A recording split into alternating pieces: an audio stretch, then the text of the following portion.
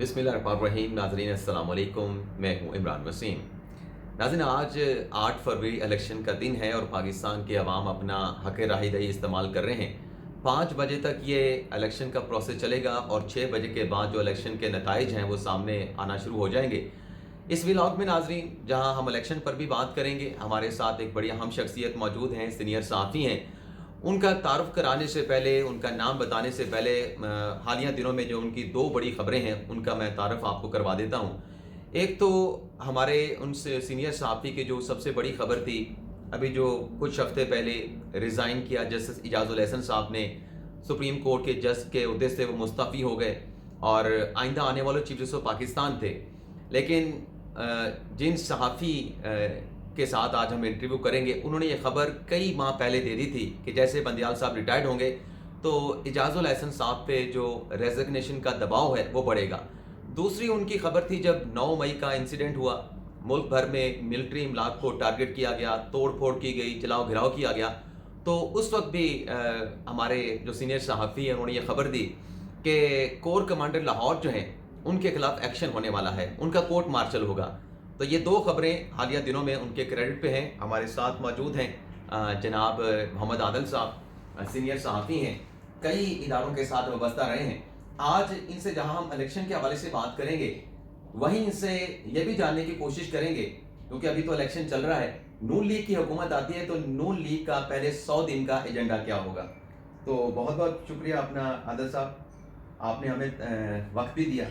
पहले तो आप अपनी उन 2 खबरों के हवाले से बताएं कि इजाज़ुल एहसन साहब वाली खबर आपने दी, उसके पीछे मतलब क्या इतनी मतलब आपके पास किसी जज के बारे में, वो जज जो चीफ जस्टिस बनने वाला है, कि आपने इतनी यकीन के साथ ट्वीट कर दिया कि वो रिजाइन कर जाएंगे।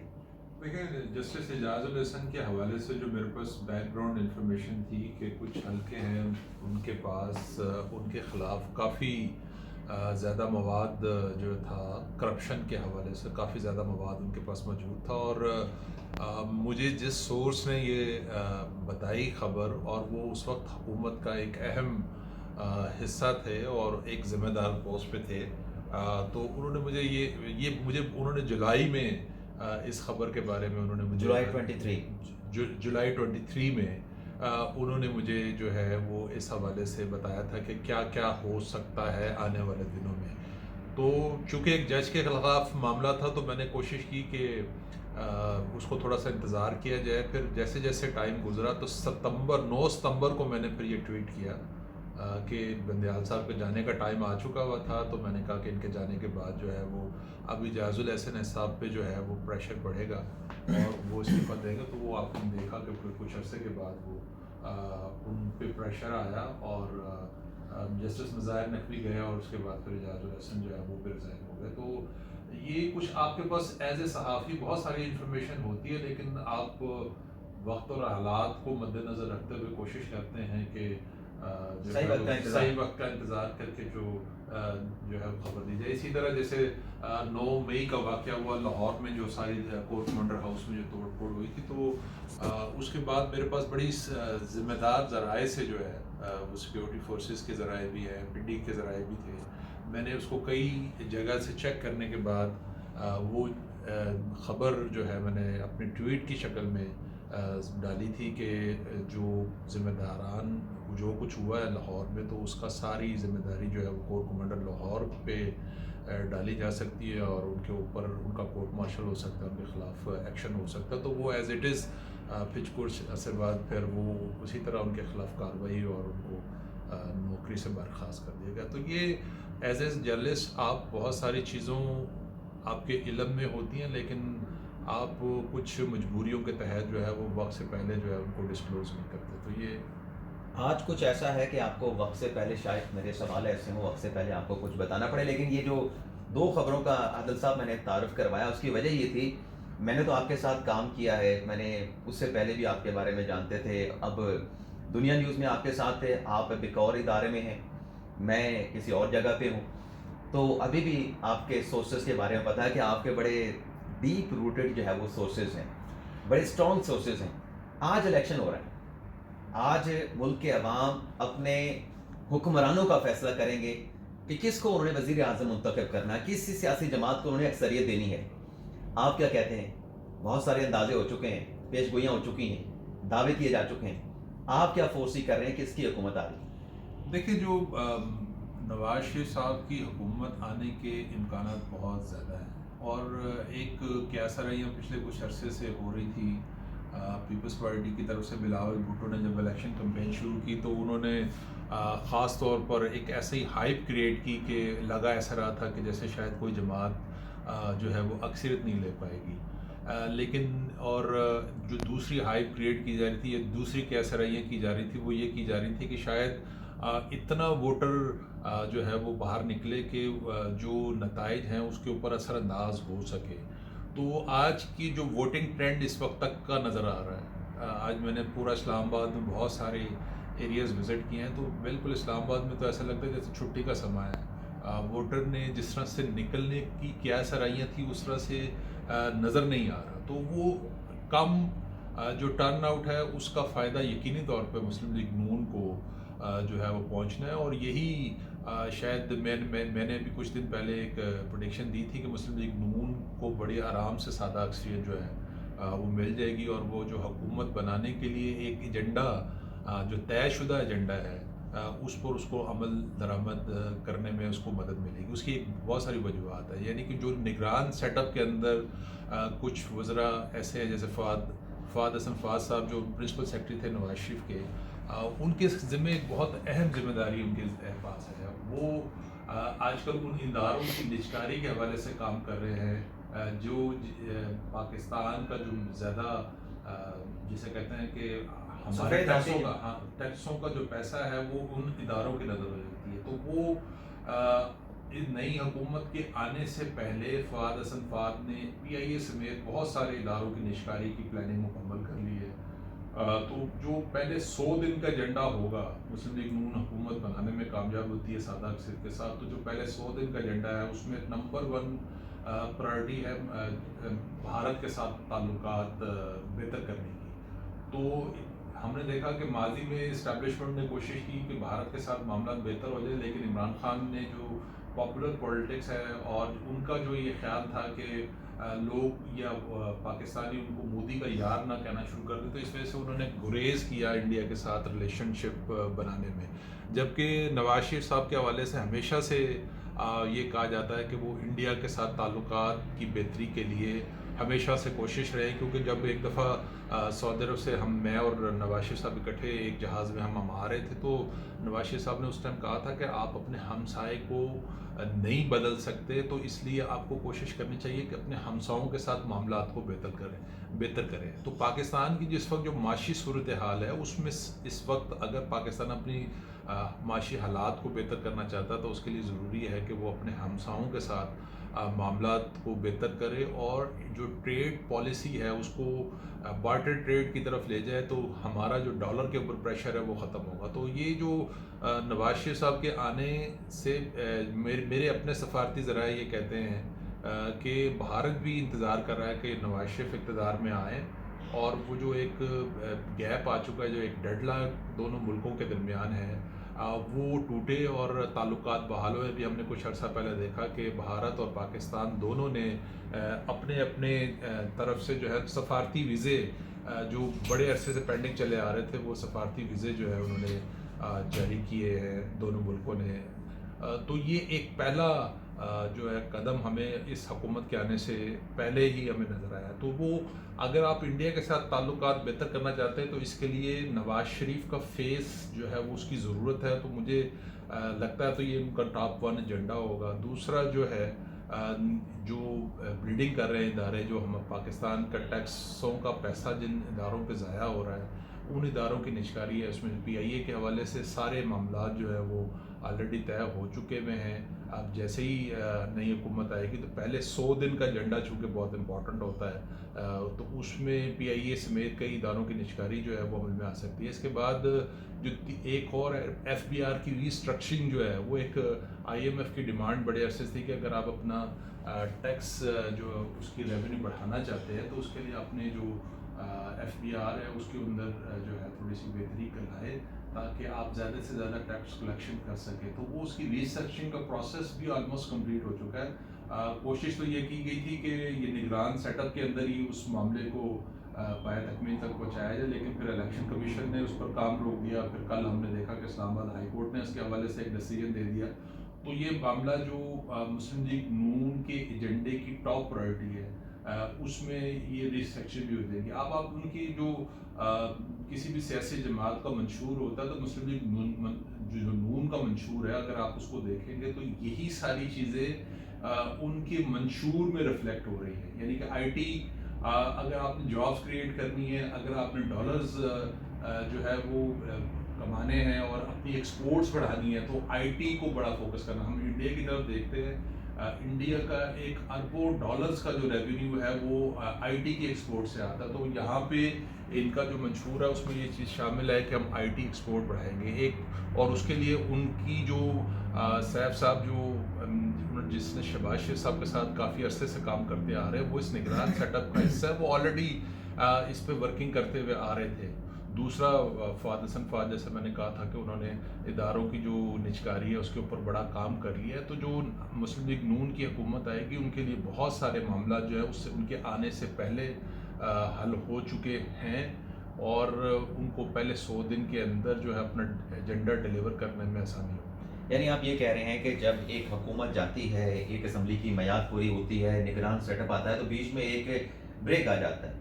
معاملات زندگی یا ملک کے جو فیز ہیں اس طریقے سے نہیں چل رہے ہوتے، لیکن یہ کنٹینیوٹی میں نگران سیٹ اپ نے ساری جو ان کی پالیسیز تھی اس کو کنٹینیو رکھا. اور اب اگر نون لیگ آتی ہے تو ان کو اپنی حکومت کی ابتدا میں بڑے فیصلوں کرنے کی اس لیے بھی ضرورت نہیں پڑے گی کیونکہ وہ چیزیں پہلے سے چلتی چلی آ رہی ہیں. چیزوں کو سٹریم لائن کرنے میں، سٹرکچر کرنے میں زیادہ وقت ان کو نہیں لگے گا. لیکن اس پہ آنے سے پہلے ہم ابھی الیکشن کے اوپر ہی رہتے ہیں. شہباز شریف صاحب نے یہ سٹیٹمنٹ دیا ہے کہ اگر سمپل میجورٹی آئی تو وزیر اعظم نواز شریف ہوں گے، اور اگر سمپل میجورٹی نہ ملی تو پھر مشاورت کے ساتھ وزارت عظمیٰ کا فیصلہ کریں گے. آپ کہتے ہیں کہ سادہ اکثریت مل جائے گی، لیکن شہباز شریف صاحب جو ہے وہ شور نہیں ہے. دیکھیں، یہ ایک قیاس سرائیاں پچھلے کچھ دنوں میں یہ قیاس سرائیاں ہوئیں. بہت سارے ایسے سابق سیاستدان، میں نام نہیں لینا چاہوں گا ان کا، وہ ان کے بارے میں خیال یہ ہے کہ وہ ادارے کے بہت کلوز ہیں، اور انہوں نے ایک بیانیہ میڈیا کے اوپر بنایا ہے کہ جو بھی اب الیکشن کے بعد سیٹس آئیں گی اس میں کسی جماعت کے پاس اکثریت نہیں ہوگی. اور پھر پیپلز پارٹی نے جو بلاول بھٹو نے کمپین چلائی تو اس میں اس طرح کا تاثر آیا کہ پیپلز پارٹی بھی شاید کافی بڑی تعداد میں سیٹیں جو ہے وہ حاصل کر سکتی ہے. لیکن میں جو فیوچر کو مد نظر رکھتے ہوئے چیزوں کو میں فورسی کر رہا ہوں، اس میں یہ ہے کہ دیکھیں 18ویں ترمیم کے اوپر ایک عرصے سے جو ہے وہ کیا سرائیاں کی جا رہی تھی، اور چونکہ کوئی ایسی اسٹیبل حکومت نہیں آئی تھی جو 18ویں ترمیم میں ترمیم کر سکے، تو چونکہ سب سے اس کا بڑا سٹیک ہولڈر پیپلز پارٹی ہے، اور جو ہمارے ادارے ہیں جن کی کوشش ہے کہ جو ریونیو، جو مرکز میں ریونیو کا ایک مسائل پیدا ہوتے ہیں، چونکہ جتنا ریونیو آتا ہے وہ سارا صوبوں میں تقسیم ہو جاتا ہے، مرکز کے پاس ریونیو نہیں بچتا، اور وہ بہت سارے مسائل جس کی وجہ سے پیدا ہو رہے تھے. تو 18ویں ترمیم میں اگر کوئی چیز ترمیم لانی ہے، وہ اس کے علاوہ بہت ساری ایسی قانون سازی ہے جو پیپلز پارٹی کا سٹیک ہے ان کے اوپر. پی آئی اے سمیت جو کچھ اداروں کی نجکاری کے اوپر بھی پی آئی اے کا سٹیک ہے. تو لیکن اب چونکہ یہ فیصلہ ہو چکا ہے کہ یہ ساری چیزیں کرنی ہیں، تو اس کے لیے ایک ایسی پولیٹیکل جماعت چاہیے جو آسانی کے ساتھ، جس کے منشور کا حصہ ہو، جس کا ایجنڈا کا حصہ ہو، کہ وہ آ کے اس پر عمل درآمد کرا سکے. تو وہ مسلم لیگ نون ایک بہتر چوائس کے طور پر موجود تھی، اور مجھے لگتا ہے کہ معاملات اسی طرف جا رہے ہیں، اور چیزیں اسی طرح سے سمپل میجورٹی کے ساتھ جائیں گی.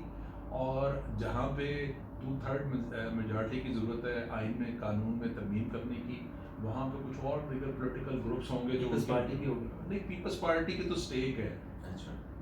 جو دیگر گروپس ہیں جیسے ایم کیو ایم، اگر کراچی کی 22 سیٹوں میں سے یہ حیدرآباد کی جو نشستیں ہیں، یہ سکھر کی نشستیں ہیں، ان میں سے اکثریت دینے میں کامیاب ہو جاتی ہے، تو ایم کیو ایم بھی ایک بڑے پاور گروپ کے طور پر دوبارہ جو ہے وہ اسمبلی کے اندر نظر آئے گی. پچھلی دفعہ تو ہم نے دیکھا تھا کہ تحریک انصاف کو جو ہے وہ وہاں سے جتا دیا گیا تھا, تو ایم کیو ایم کی جو اسٹرینتھ تھی وہ کم ہو گئی تھی.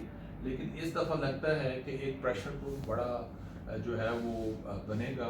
ایک دیگر پولیٹیکل پارٹیز میں ایم کیو ایم کے پاس دوبارہ اپنی سیٹیں جو ہے وہ لینے میں کامیاب ہو سکتی ہے.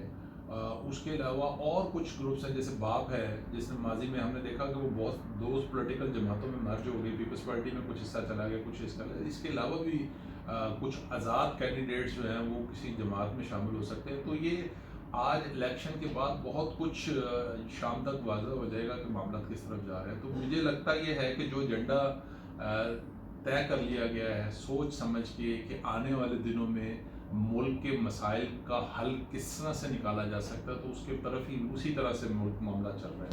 اسی سوال کو ابھی میں ایشو کو آگے کنٹینیو کروں گا, لیکن یہاں پہ ایک اور چیز, کیونکہ الیکشن کا دن بھی ہے, اس کو بھی ساتھ ساتھ ہم نے لے کے چلنا ہے. تحریک انصاف نے کہا تھا کہ آج کے دن ان کی بڑی تعداد میں لوگ نکلیں گے, اور ٹرن آؤٹ ان کی طرف سے تو بھرپور کوشش کی گئی کہ ہم ٹرن آؤٹ کو اوپر لے کے جائیں گے. 2013 کا الیکشن بھی آپ نے یہاں پہ اسلام آباد میں دیکھا, 2018 کا بھی دیکھا, پی ٹی آئی کے جس طرح سے نوجوان نکلے یا ان کا ووٹر سپورٹر نکلا. آج وہ ماحول نظر نہیں آ رہا. حالانکہ یہاں پہ تو اب یہ دعویٰ کیا گیا تھا کہ پہلے سے بڑی تعداد میں, اور نوجوان بھی بڑے ہیں, جو رجسٹرڈ ووٹر ہیں 12 کروڑ 80 لاکھ, اس میں نوجوان بڑے ہیں, اور پی ٹی آئی دعویٰ کرتی ہے کہ تمہارا ووٹ, تمام ووٹ بینک ہمارا ہے. لیکن اس طرح کے مناظر دیکھنے کو نہیں ملے. کیا وجہ ہے, اس کی وجہ کیا ہے؟ دیکھیے, ایک تو شاید اس کی وجہ ہو سکتی ہے جو کمیونیکیشن جو تھی وہ اب تحریک انصاف میں کمیونیکیشن کے ذرائع تو بڑھ گئے نا. نہیں, وہ بظاہر بڑھ گئے ہیں, لیکن جو الیکشن والے دن کی ایک الگ سے سائنس ہوتی ہے. ووٹر کو لانا اور پولنگ اسٹیشن تک پہنچانا جو ہے نا وہ ایک پورا ایک سائنٹیفک کام ہے. اس کا آئی ٹی سے کوئی تعلق, اس کا آئی ٹی سے کوئی تعلق نہیں ہے. اس میں جو تحریک انصاف, جس میرا خیال ہے کہ جس چیز کا شکار ہو, یہ تحریک انصاف کا خیال تھا کہ ووٹر خود سے نکلے گا اور وہ پولنگ اسٹیشنز کے اوپر ہلہ بول دے گا, اور وہاں پر جو ہے وہ اتنا ووٹ تحریک انصاف کو پڑے گا کہ وہ صورتحال بدل سکتی ہے. وہ ابھی تک, یہ دوپہر ہونے کو ہے, ابھی تک ایسے حالات ہمیں کسی پورے ملک کے اندر ایسی جگہ کہیں سے نہیں نظر آئے کہ ووٹنگ کا جو ٹرینڈ ہے کوئی ضرورت, یعنی کہ سابقہ ٹرینڈ سے بہت زیادہ انپریسیڈنٹ ہو. ہاں, انپریسیڈنٹ ہو. اب نارمل ہم نے جو ماضی کے الیکشنز دیکھے اس میں 45% تک جو ہے 45 اور 50 کے درمیان جو ہے پرسنٹیج رہی ہے. تو ابھی تک جو ہمیں ٹرن آؤٹ نظر آ رہا ہے وہ اس سے بھی شاید کم پہ ہو, اور کم ٹرن آؤٹ کا فائدہ جو ہے وہ یقینی طور پہ مسلم لیگ نون اور پیپلز پارٹی کو ہوگا. زیادہ فائدہ پنجاب, چونکہ بڑا 141 سیٹس ہیں, اور جو میجر سیٹس وہاں سے لے جائے گا وہ جو ہے گورنمنٹ بنانے میں کامیاب ہو جائے گا. تو اس لیے پنجاب میں ٹرن آؤٹ کم ہونے کا فائدہ مسلم لیگ نون کو ہوگا, اور یقینی طور پر اگر وہ پنجاب سے بڑے پیمانے پر سیٹیں, پنجاب میں جو نون لیگ ہے صرف پنجاب کی سیاسی جماعت کے طور پہ سامنے آئے گی, باقی جگہوں پر بھی ان کی ایگزسٹنس نظر آئے گی, کے پی میں, بلوچستان میں.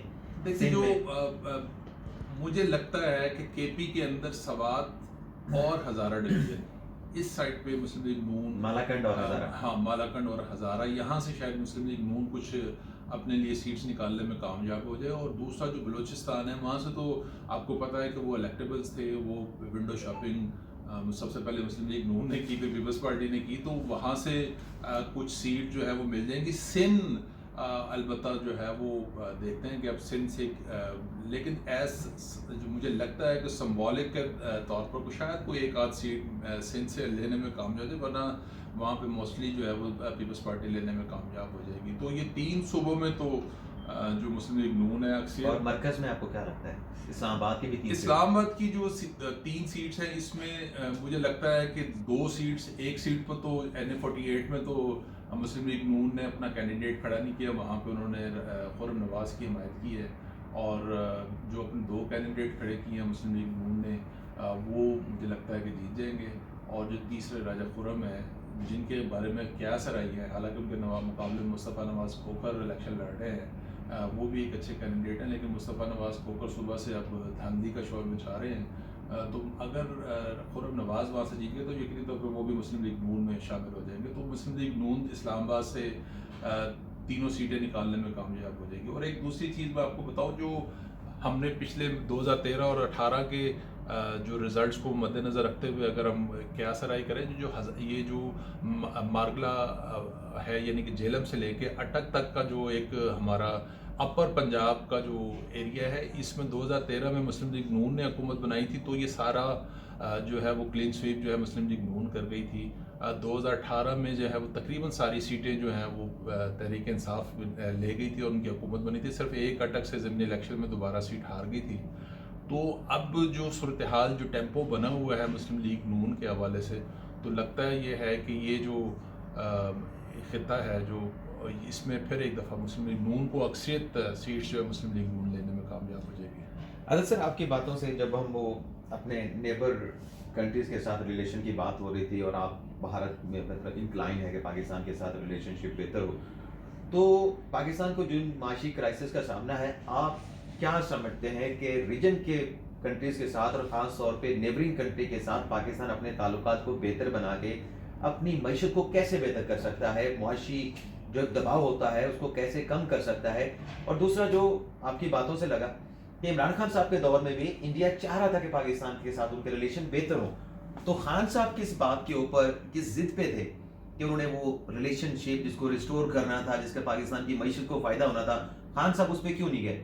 صرف اسی اپنے ایک بیانی کی وجہ سے کہ وہ کہتے تھے کہ نواز شریف مودی کا یار ہے, میں اگر کروں گا تو میرے اوپر بھی یہی چھاپ لگے گی. بالکل ایسا ہی ہے. جو ماضی کی اسٹیبلشمنٹ ہے ان کی ایک پوری پرائرٹی تھی کہ وہ بھارت کے ساتھ معاملات کو لے کر بہتر کرے, اور انہوں نے اس حوالے سے کئی موقعوں پہ جو ہے وہ صحافیوں کو بریفنگ دی کہ وہ اسٹیبلشمنٹ کی خواہش ہے کہ انڈیا کے ساتھ تعلقات کو ٹھیک کرے. لیکن اس وقت عمران خان جو ہے چونکہ وہ ہمیشہ سے پاپولر پالیٹکس کرنے کے خواہش مند رہتے ہیں, تو انہوں نے صرف اس لیے اوائڈ کیا انڈیا کے ساتھ کہ وہ جو نعرہ نواز شریف کے خلاف لگتا ہے مودی کے یار والا, وہ ان کے اوپر نہ لگ جائے. تو اس وجہ سے انہوں نے کوشش کی انڈیا کے ساتھ معاملات اور ایک پاپولر نعرے بازی جو مودی کے خلاف وہ مختلف موقعوں کے اوپر دھمکی آمیز رویہ یا اس قسم کے گفتگو کرتے رہے, اس کی وجہ سے دونوں ملکوں کے درمیان جو ہے وہ گیپ بڑھتا گیا. اب جو ہے بہت ضروری ہے, اب ہم مثال کے طور پہ پیاز ہم انڈیا میں اگر وہ 20 روپے کلو ہے تو یہاں پہ ہمیں وہ 200 روپے کلو ملتا ہے. اس کی ریزن ہم دونوں ہمسایہ ملک ہونے کے باوجود وایا دبئی جو ہے وہ پاکستان امپورٹ کرتا ہے اسی انڈین پیاز کو. اگر بارڈر آپ کے کھلے ہوں تو آپ کی اجناس سستی ہو سکتی ہیں, اور بہت ساری ایسی روزمرہ استعمال کی اشیاء ہیں جو دونوں ملکوں لیکن اس کے لیے ڈالر ہی دینا پڑے گا نا انڈیا کو. آپ نہیں, وہ آپ اس کو بارٹر ٹریڈ میں بھی جو ہے اس کو کنورٹ کر سکتے ہیں. میرے خیال میں تو نواز شریف صاحب یا مسلم لیگ نون کی اگر حکومت آتی ہے تو ان کو ایک بارٹر ٹریڈ پالیسی جو ہے وہ لانی چاہیے. وہ انڈیا کے ساتھ بھی بارٹر ٹریڈ پالیسی لا سکتے ہیں, وہ چائنا کے ساتھ بھی لا سکتے ہیں, وہ افغانستان کے ساتھ بھی لا سکتے ہیں, وہ ایران کے ساتھ بھی لا سکتے ہیں. تو میرا خیال ہے کہ اس کا فائدہ یہ ہوگا, آپ پروڈکٹ کے بدلے میں پروڈکٹ دیں گے تو جو ڈالر کے اوپر آپ کا پریشر ہے وہ نہیں ہوگا. تو اس کا میرا خیال ہے کہ معاملات اسی طرف بڑھیں گے, لیکن اس کے لیے ضروری ہے کہ جو اپنے ہمساؤں کے ساتھ آپ کا تعلقات ہے وہ بہت بہتر ہونا چاہیے. اور ریجن کے اندر میں ایک چیز اور میں آپ کو بتاؤں, کنٹینیوٹی بہت امپورٹنٹ ہے. اگر آپ دیکھیں کہ ہمارے ریجن میں جو لوگ ترقی کر رہے ہیں وہاں پہ آپ کو کنٹینیوٹی نظر آ رہی ہے. مودی تیسری دفعہ جو ہے وہ پرائم منسٹر بننے جا رہے ہیں, اور اس وقت جو انڈیا میں جو اکانومی کی صورت ہے وہ بہت بہتر ہے, اور اس کا مسئلہ یہ ہے کہ وہ کنٹینیوٹی ہے. چائنا کے اندر ہمیں کنٹینیوٹی نظر آتی ہے, رشیا کے اندر ہمیں کنٹینیوٹی نظر آتی ہے, بنگلہ دیش کے اندر ہمیں کنٹینیوٹی نظر آتی ہے, ترقی میں نظر آتی ہے. تو یہ پاکستان کے اندر جو حالات ہیں اس کے معاشی حالات خراب ہونے کی جو ایک بڑی وجہ ہے اس کی وہ یہی ہے کہ یہاں پہ کنٹینیوٹی پہ اگر فوکس کریں تو ہمیں یہاں پر تمام ملکوں کے اندر جو معاشی طور پر مستحکم ملک ہیں وہاں پہ ہمیں کنٹینیوٹی نظر آتی ہے. ہمیں انڈیا کے اندر مودی تیسری دفعہ حکومت بنانے کے لیے جانے, ہمیں چائنا کے حالات دیکھیں وہاں پہ کنٹینیوٹی کی وجہ سے جو ہے وہ دنیا کے اوپر ترقی کی اس کا راج ہے. آپ رشیا میں چلے جائیں وہاں پہ پوٹن آپ کو نظر آئیں گے, کنٹینیوٹی ہے. ہم اور اس کے علاوہ عرب اسٹیٹس کے اندر بھی اگر ہم وہاں پہ بھی نظر دورائیں تو وہاں پہ بھی آپ کو کنٹینیوٹی نظر ایران میں بھی ترقی میں بھی نظر آئے, بنگلہ دیش میں نظر آئے. تو اس وقت بہت ضروری ہے کہ پاکستان کے اگر معاشی مسائل کا حل چاہیے تو اس کے لیے پولیٹیکل اسٹیبل گورنمنٹ چاہیے نمبر ایک، اور کنٹینیوٹی چاہیے تاکہ آپ کی پالیسیز میں تسلسل ہو، اور تسلسل کی وجہ سے ہی آپ کی اکانومی پہ اچھے اثرات مرتب ہو سکتے ہیں۔ عادل صاحب بہت بہت شکریہ۔ آپ نے عادل صاحب سے یہ بھی سنا کہ نون لیگ کا 100 دن کا ایجنڈا کیا ہے، وہ انہوں نے آپ کو بتایا، لیکن ساتھ میں یہ بھی کہا کہ اگر پاکستان کو آگے لے کے جانا ہے تو پاکستان پہ جو مستحکم حکومت ہونی چاہیے، مستحکم حکومت کے ساتھ ساتھ سیاسی طور پہ بھی استحکام ہونا چاہیے، اور ساتھ میں جو الیکشن کا ٹرینڈ ہے اس وقت، جو ہم نے 2013 میں دیکھا کہ پی ٹی آئی کے لوگ بڑی تعداد میں نکلے، 2018 میں بھی نکلے، لیکن آج وہ ٹرینڈ گو کے دعویٰ پاکستان تحریک انصاف کی طرف سے کیا گیا، ان کے رہنماؤں کی طرف سے کیا گیا، لیکن ہمیں وہ ٹرینڈ نظر نہیں آ رہا، جس کا الٹیمیٹلی جو فائدہ ہے وہ نواز لیگ کو پنجاب میں ہوگا اور باقی جگہوں پر دیگر سیاسی جماعتوں کو ہوگا جو کہ پی ٹی آئی کی مخالف کہلاتی ہیں۔ اجازت چاہتے ہیں، اللہ حافظ۔